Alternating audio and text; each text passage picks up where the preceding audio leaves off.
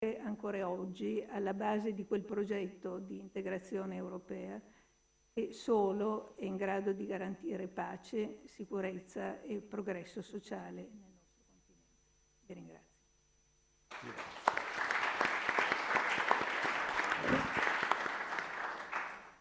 Lascio ora la parola alla dottoressa Maria Palma, sovrintendente.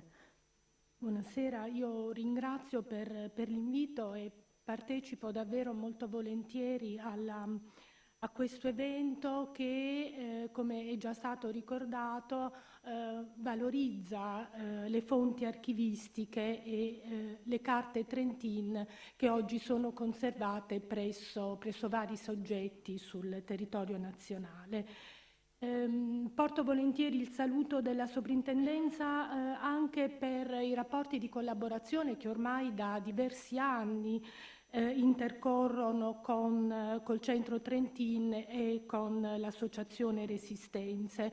Una collaborazione che ha, come dire, portato alla realizzazione di progetti significativi già in parte richiamati. Intanto l'archivio, è già stato detto, l'archivio di Franca Trentin è stato dichiarato di interesse storico particolarmente importante. L'archivio è stato riordinato e inventariato con il contributo della Regione, con la partecipazione finanziaria dello Stato. Sono state digitalizzate, è stata digitalizzata la raccolta fotografica e sono state catalogate le unità. In un bel esempio, direi, di cooperazione fra istituzioni diverse. E un elemento che connota gli archivi prodotti dai vari esponenti della famiglia Trentin è un po', come dicevo, la disseminazione sul territorio, e questo è un elemento che incontriamo sovente, soprattutto nella conservazione degli archivi di persona e di famiglia. Le carte prodotte da Silvio Trentin, da Beppa, da Giorgio, da Bruno, da Franca, sono in più centri di conservazione, a Venezia, ma anche a Torino, a Roma, presso l'Archivio Storico della CGIL, la Fondazione di Vittorio, a Jesolo. E diciamo una connotazione che deriva dalle modalità con cui in particolare gli archivi di persona si producono e si sedimentano. I contesti di produzione sono diversi. La produzione delle carte, in questo caso, ha accompagnato la vita privata, l'impegno professionale, politico, sociale, l'impegno civile dei vari membri della famiglia, ciascuno dei quali è stato protagonista in una vicenda corale della famiglia, come bene scritto nella presentazione della mostra, della storia italiana del Novecento e dell'antifascismo europeo. Ecco quindi che queste carte, questo dato che caratterizza gli archivi di persona, a cui è stata diretta una crescente attenzione da parte dell'amministrazione archivistica proprio in questi ultimi 15-20 anni in particolare. E questo perché gli archivi personali consentono di integrare le fonti istituzionali, offrono punti di vista diversi, consentono di ricomporre quadri e vicende che solo gli archivi istituzionali non possono dare, recuperando, come dire, a tutto tondo la possibilità di ricomporre storie ed eventi.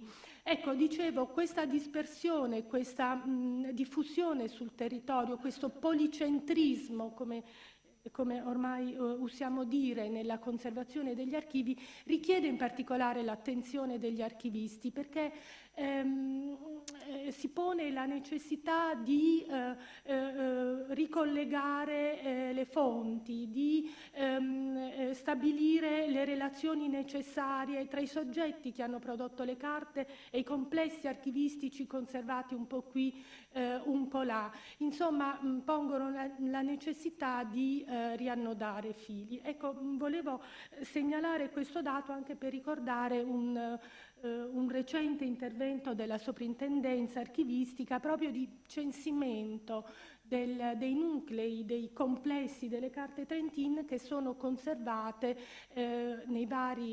presso varie associazioni, istituti, centri studio a livello nazionale e di cui daremo presto conto dei risultati.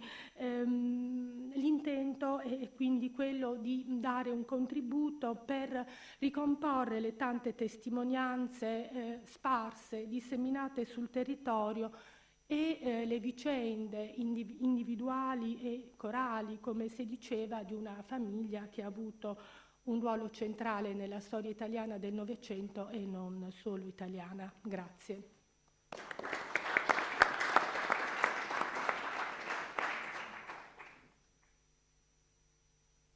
Il tempo che ho è quello di un saluto istituzionale, in questo caso si tratta dell'Istituto Storico della Resistenza Veneziano di cui sono il presidente.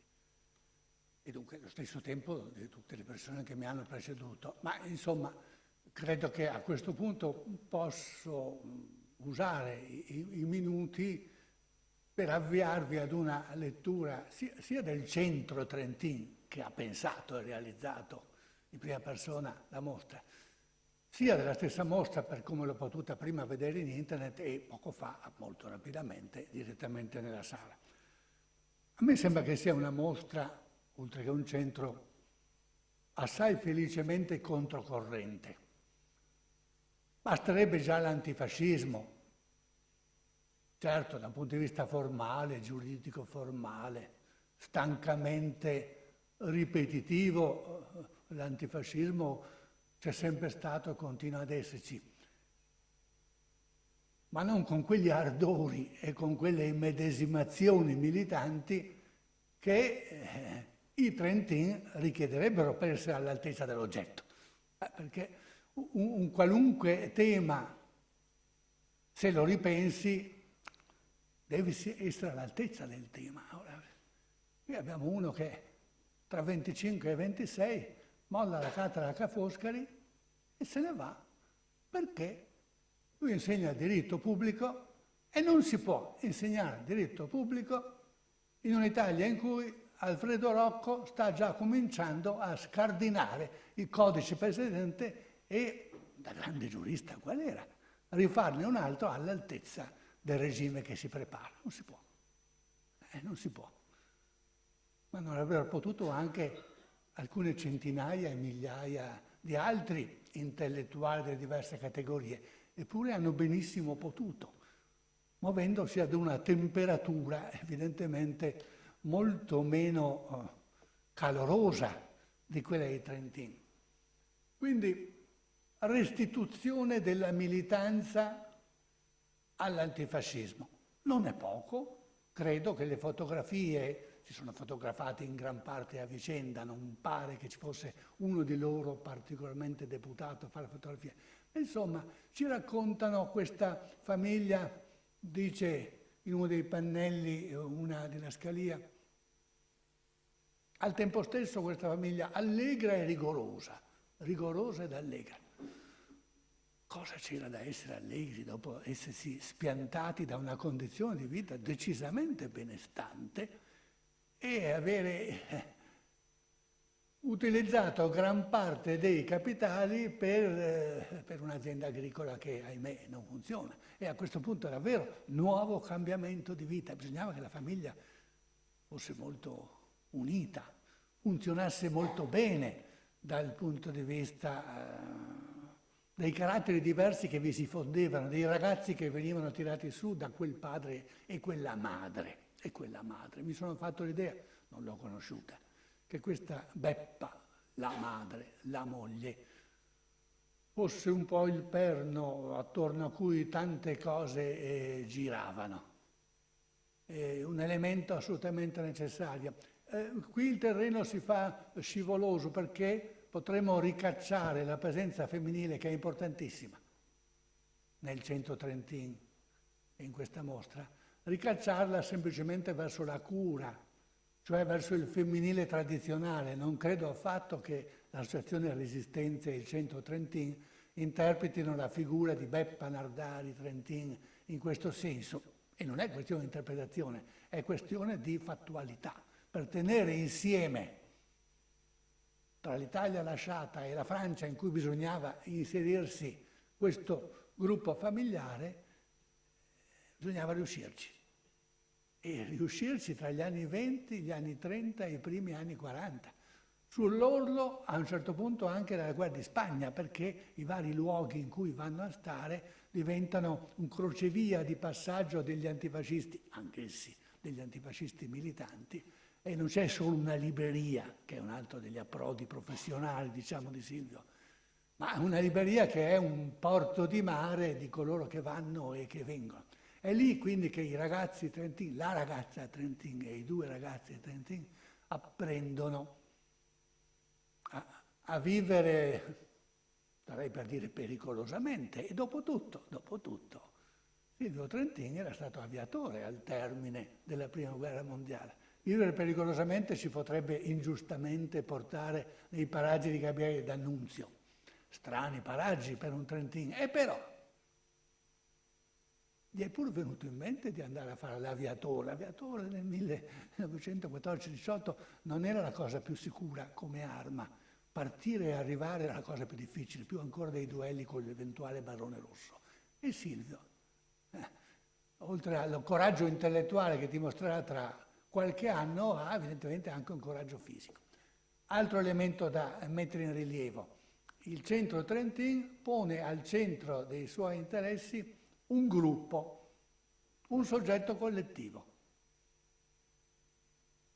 Io mi sono fatto l'idea che quando l'Associazione Resistenze, le amiche ed eredi delle carte di Franca hanno cominciato a lavorare, abbiano deciso di riscattare da un semisilenzio la figura di Beppa in onore del proprio femminismo, del proprio essere storiche delle donne.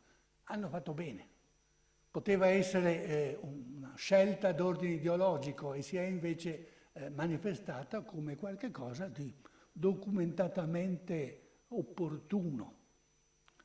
Ho detto ideologie, l'ho detto e lo ripeto, la mostra è grondante, felicemente grondante di ideologie.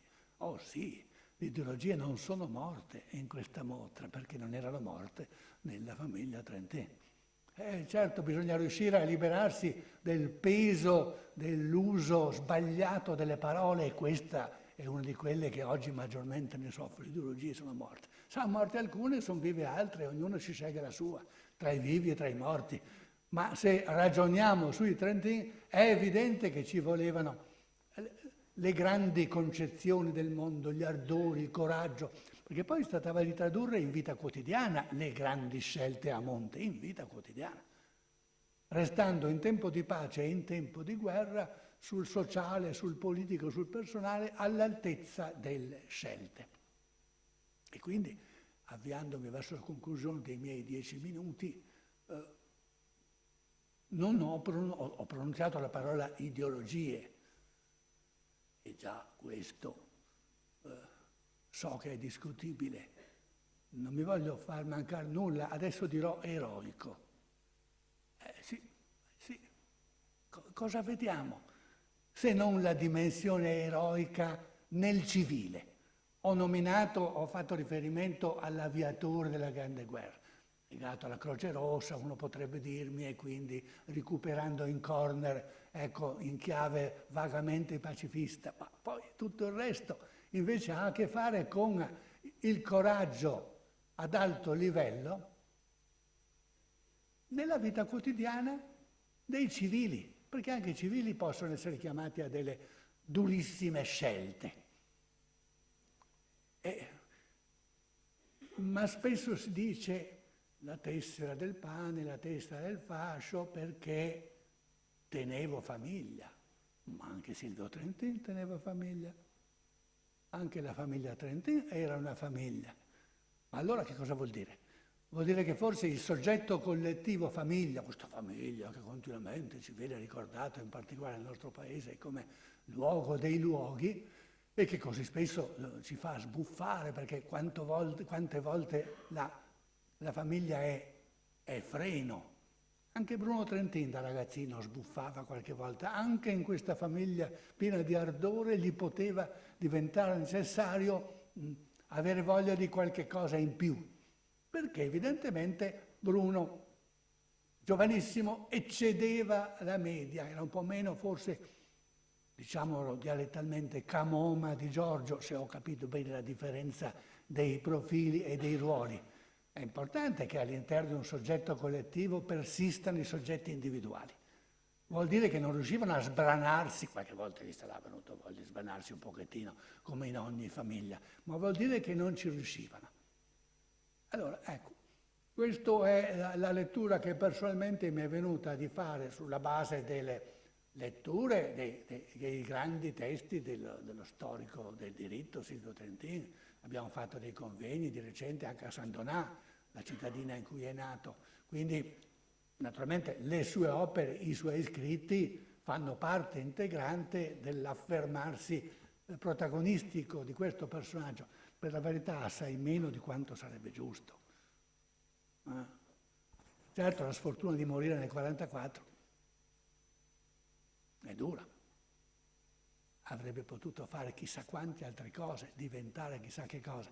Ma poi è il problema dei giellisti e degli azionisti, per giunta passabilmente di sinistra, come questi, non semplicemente giellisti e azionisti. Per cui, come riferirsi ai partiti di massa, ai due partiti di massa della sinistra, quando nel secondo dopoguerra, e al partito di massa di governo, ovviamente, quando i tre partiti di massa nel secondo dopoguerra diventano protagonisti, non era facile, non era affatto facile.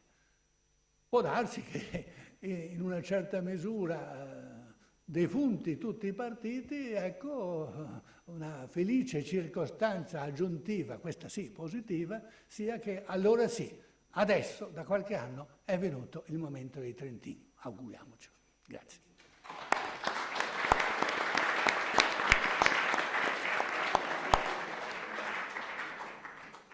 Allora, Mario Snenghi, come avevamo previsto, ha cominciato a introdurci alla mostra. Io nel mio lungo elenco di ringraziamenti e di presentazioni ho citato in primo luogo il contesto in cui questa mostra è stata possibile. Adesso, non meno importante, vorrei citare le persone che intellettualmente e materialmente hanno realizzato questa mostra e in particolare